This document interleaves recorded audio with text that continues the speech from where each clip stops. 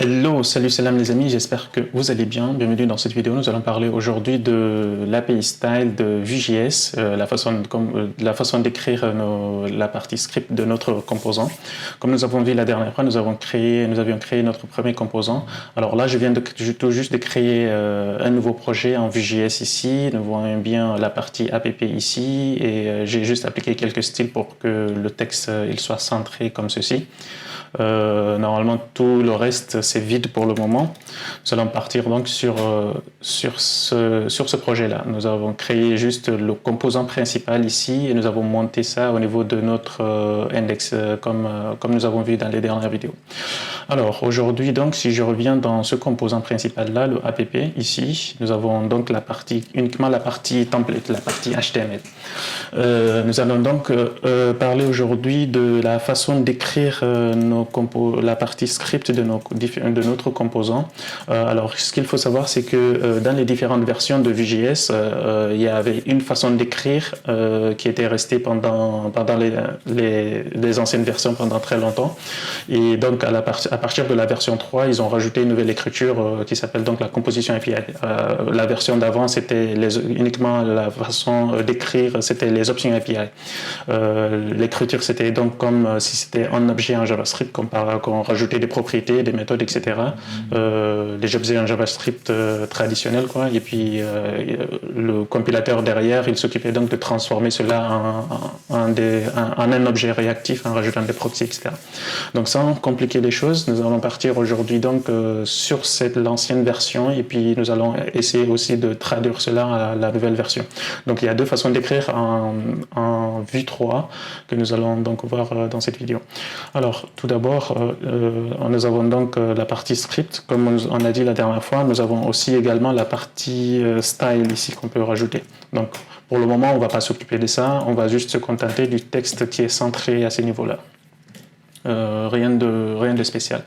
Nous avons la partie HTML ici. Si je souhaite, je rajoute par exemple un paragraphe ici. On voit bien qu'il est affiché. Mais bon, pour simplifier les choses et pour démontrer rapidement aller droit au but de notre sujet d'aujourd'hui, nous allons donc parler de la façon d'écrire l'option API d'abord. Nous allons commencer par cette version-là. Alors, pour l'option API, comme je disais, donc c'est un objet JavaScript. En quelque sorte, il faut l'exporter. Nous avons vu ça dans les dernières vidéos. C'est un objet ici où on rajoute ici la logique concernant tout notre composant. Alors, ce qu'il faut savoir, c'est que cette façon d'écrire, on a trouvé que c'était un petit peu limitant dans certains cas où on était obligé de rajouter ou de dupliquer certaines parties du code et que la logique n'est pas très appropriée.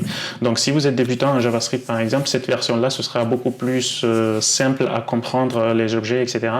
Donc, je vous invite à commencer par celle-là et puis, au fur et à mesure, vous allez rajouter les compositions et d'autres nouvelles fonctionnalités de Vue 3. Donc ici, pour déclarer, on déclare ici notre composant. On peut rajouter une propriété name ici pour différencier un composant d'un autre. Habituellement, c'est le nom du fichier qu'on donne ici, mais on n'est pas obligé. Si on regarde bien les propriétés ici, celui-là, on peut s'en passer. Donc, il peut être un string ou undefined. Donc, on peut s'en passer, mais pour éviter, si on a plusieurs fichiers ou dans un script, on a plusieurs composants qui sont déclarés comme ça et qu'on les retourne tous pour les différencier, ça peut être utile d'utiliser le name. Pour voir également au niveau de l'inspecteur les différents composants qui ont été chargés par notre application. Donc, nous avons la partie name. Nous pouvons également rajouter la partie data. La partie data aussi, celle-ci, elle est optionnelle. Alors, cette partie-là, c'est en quelque sorte, c'est une fonction qui permet de retourner ici un objet. Alors, il faut faire attention sur cette partie-là. Il ne faut pas retourner directement la partie data ici. Ce n'est pas directement comme ceci, ce n'est pas un objet, parce que celle-là, elle ne sera pas réactive à cet endroit-là. Donc, il faut bien faire attention, faire une fonction, soit une arrow function ou quelque chose comme ceci.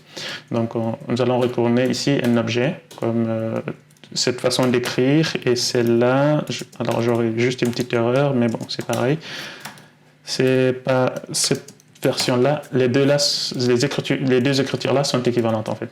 Celle-là c'est une fonction et l'autre c'est une arrow function, une fonction normale et une arrow function. Donc nous allons partir ici disons qu'ici nous allons rajouter une propriété message ici qui s'appellera hello world. Ok. Si je reviens donc au niveau de là, je vais rajouter un nouveau paragraphe ici. Donc pour afficher ce message-là, si je reviens ici, on voit bien notre hello world qui est affiché. Alors, et également, on peut avoir également ici une partie méthode dans les options API. Alors, on voit bien qu'il y a un point d'interrogation, donc ça peut être aussi optionnel. Donc, on peut dire, on peut changer hello. On peut, disons, donner un autre nom, par exemple, hello, changer le message. Disons qu'on veut prendre ici un nom donné, en string. Alors je suis ici en TypeScript, puisque je peux changer ici, je vais mettre juste comme ça, hello, comme ça je peux faire ici name. Hop. Voilà, là c'est une méthode qui permet donc de changer le message par exemple de propriété. Alors cette propriété-là, elle est accessible, on voit bien qu'on utilise ici le message data, le message qui est là. Alors toute la partie this ici, pour un message par exemple, elle fait référence aux propriétés qui sont là. Donc on peut déclarer ici autant de méthodes qu'on souhaite, et puis ces méthodes-là aussi également sont accessibles depuis l'interface. Donc on voit bien que l'autocomplétion ici, supposons qu'à un clic donné, si on fait un clic, supposons, oups, je change juste là. Donc supposons on clique sur ce bouton là et on fait ici, disons Mokhtar, hello Mokhtar, change message. Ok. Par exemple, donc on aura un bouton ici. Si je le clique, il va changer le message ici qui était là par avant. Donc on a bien la partie message. Nous avons aussi également ce qu'on appelle les computed. C'est des propriétés, en fait, ils se ressemblent un petit peu aux data, mais on ne peut pas les affecter. Ou alors on va voir plus tard comment, si on veut traquer les changements, etc., des computed. Mais en quelque sorte, c'est un autre objet aussi qui permet par exemple de faire un computed ici. C'est des objets, c'est des propriétés qui sont calculées. Supposons que nous ayons ici une partie first name, supposons Mokhtar, last name, Diallo, pas Diop. Ok. Supposons que nous souhaitons récupérer ici le full name. Donc on voit bien que l'autocomplétion il le fait très bien. Le full name ici, il concatène, disons, entre les deux. Supposons que maintenant je change le nom ici. Je vais juste rajouter ici un rename de ça. Je vais mettre Elon Musk. Je ne sais pas si c'est comme ça c'est écrit, mais bon, ok. Supposons que c'est comme ça. Donc, je vais rajouter un autre bouton qui s'appellera ici, donc, rename en un autre nom. Donc on voit bien que celle-là n'a pas de paramètres, cette fonction-là n'a pas de paramètres, donc elle va changer juste le nom, rename, et notre bouton, quand je le clique, il va changer le nom qui est affiché ici. Alors je vais juste afficher un autre ici qui s'appellera, disons, je vais faire un div plutôt, first name et last name ici et full name.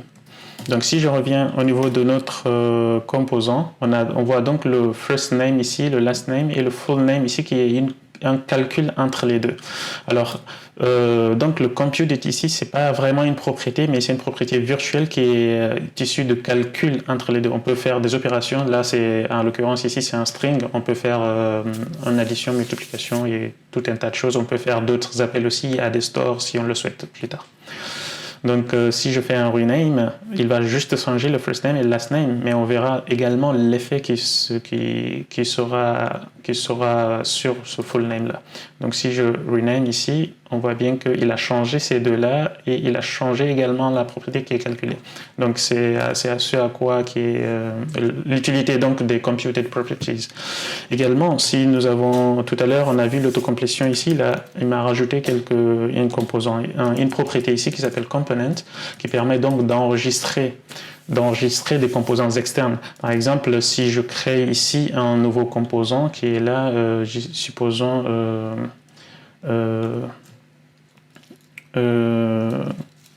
profile, où on va migrer tous les appels de profile ici.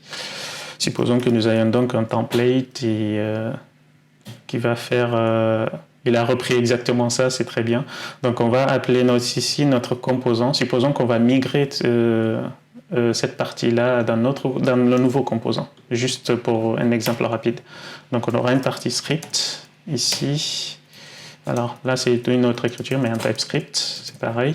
Donc j'enlève ça. Le nom ici ce serait donc profile ici comme on a dit. On peut également s'en passer.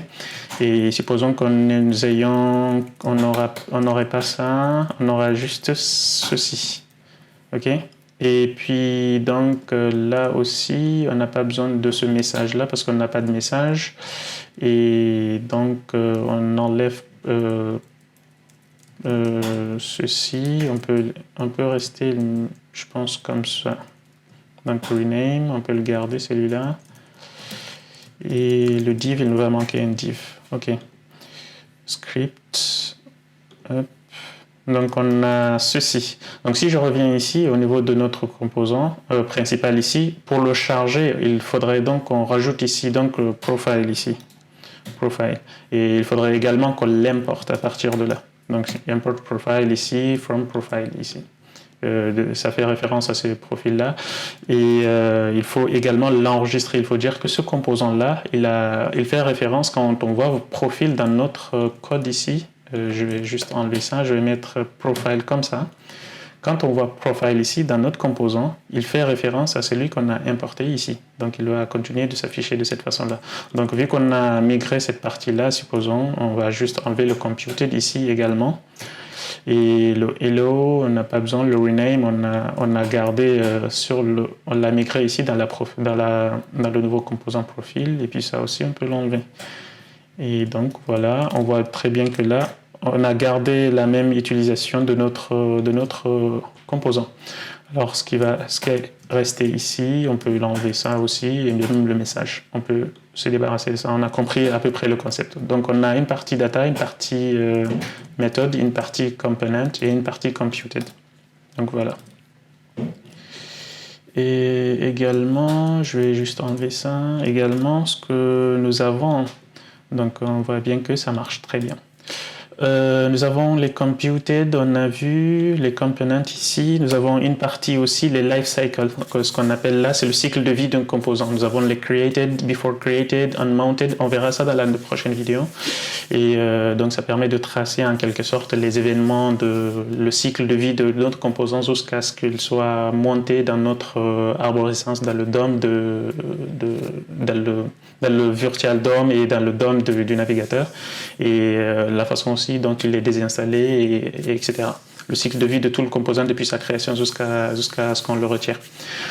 Donc nous avons vu ça. Alors ce que je vais essayer maintenant de faire, c'est de convertir ici notre composant ici à la nouvelle écriture. Celle-là, c'est une écriture, l'Option API qu'on a vu.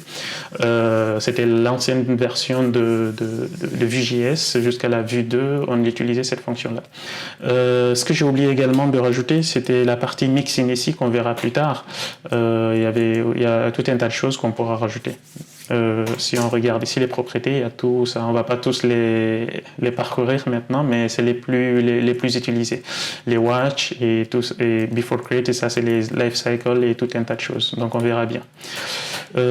Pour commencer donc, la nouvelle RFC en fait quelque chose. Il faut écrire ici le setup, rajouter juste ceci comme setup, juste ce mot-clé à cet endroit-là, et puis le composant il continue de fonctionner de la même façon. Alors, tout d'abord, on peut écrire la fonction setup dans notre composant ici, au lieu de mettre ici data, on peut retourner tout ce qu'on veut ici dans notre composant par exemple. Ça fonctionne à peu près comme le data, mais les propriétés également sont accessibles depuis le DOM ici. On peut utiliser cette façon-là ou on peut rester avec le data. Donc le component ici, à cet endroit-là, si on utilise cette façon-là, on n'aura pas besoin, par exemple, d'utiliser le component ici. Par exemple, si j'enlève ça, je garde juste le setup qui est là, on en aura besoin. Mais par exemple, si je le rajoute le setup ici, on n'aura plus besoin de tout ceci. En fait, on n'aura pas besoin d'enregistrer ici, ça marchera tout seul. Et puis le setup ici, on n'en aura pas besoin parce qu'il va lire le composant, toutes les propriétés qui sont déclarées ici. On n'a pas besoin d'écrire une option en quelque sorte. Donc on peut supprimer toute cette partie-là et puis ça continuera de fonctionner. Donc si je reviens ici, je vais réactualiser la page, on voit bien que ça continue de fonctionner. Donc cette façon d'écriture-là, elle est un peu plus complexe si on est débutant en JavaScript, mais elle est beaucoup plus courte si on comprend les mécanismes derrière. Donc c'est le but de ce tutoriel. Donc si je reviens, donc on avait migré une partie de notre logique dans le composant ici profil. Si je reviens donc ici, on va convertir donc cette partie-là aussi avec notre setup. On va voir à quel point on peut simplifier ça. Donc la partie data ici, c'est une partie qui change en fait. Donc on peut pas par exemple faire un let ici first name égale à ça. Si on fait ça, il va s'afficher une fois, mais il va pas changer parce que Vue.js il traque pas les changements de ces variables là.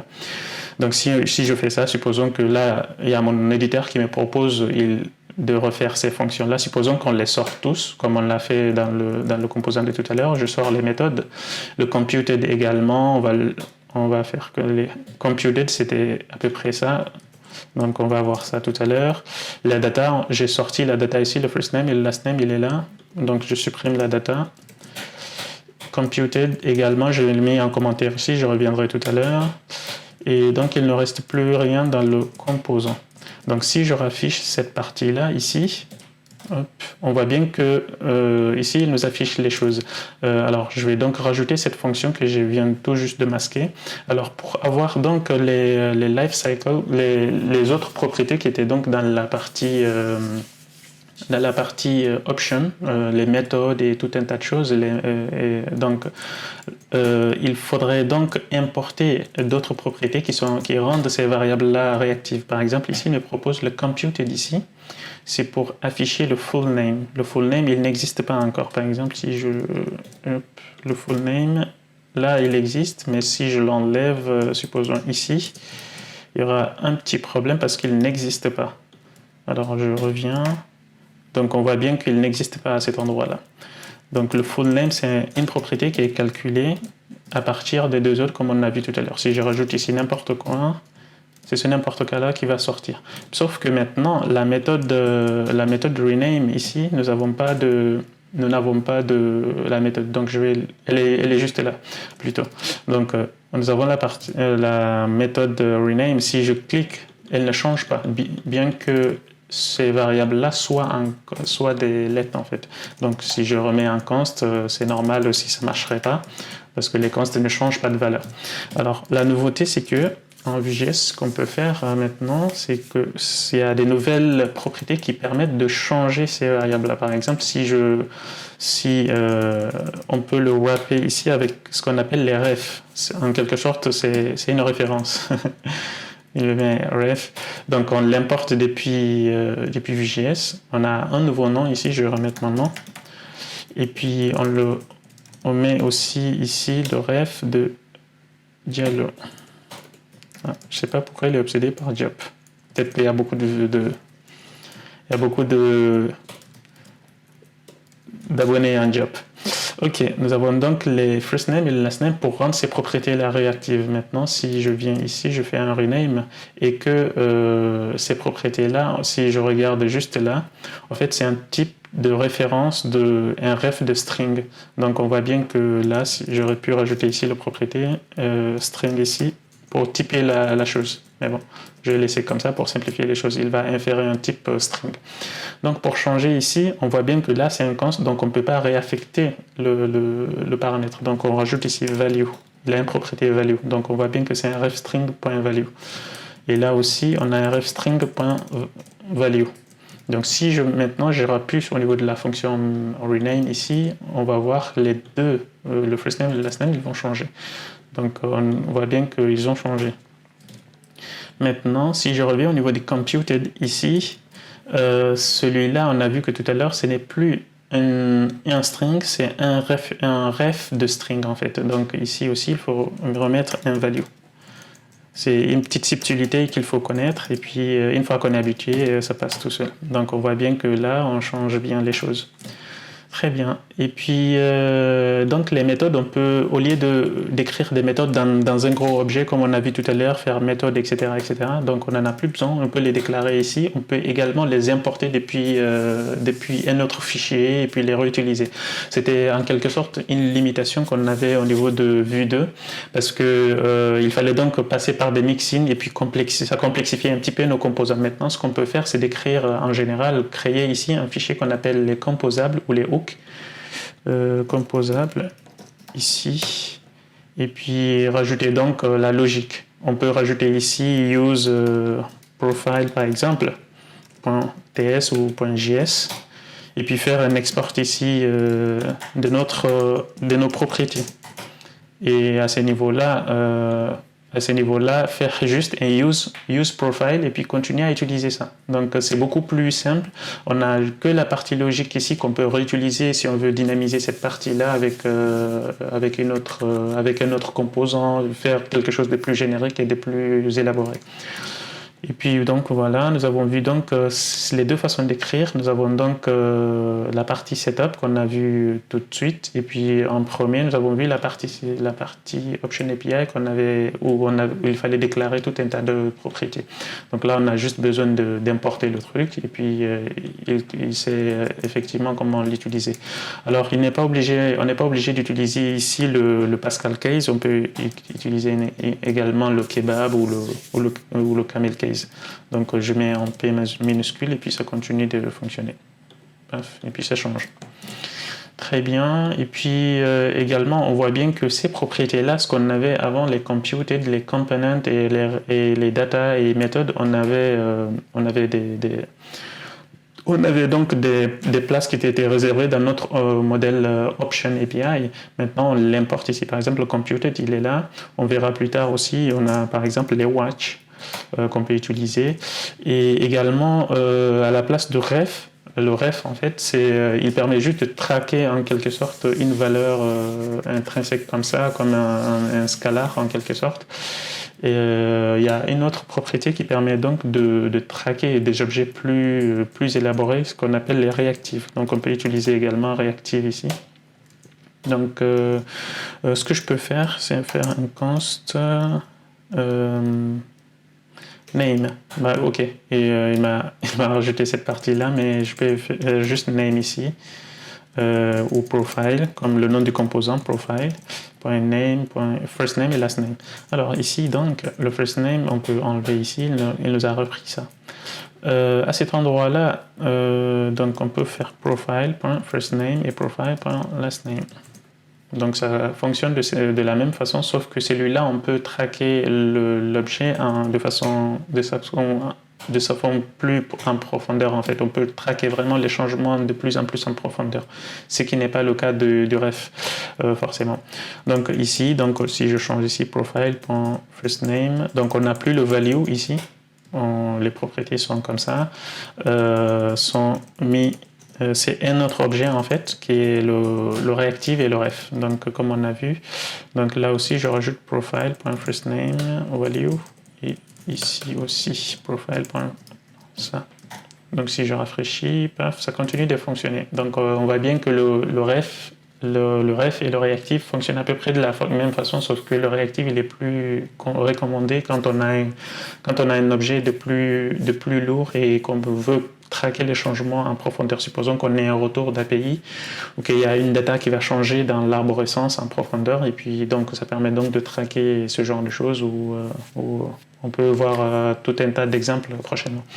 Puis c'est tout pour cette vidéo et puis on se retrouve donc à la prochaine. Ciao.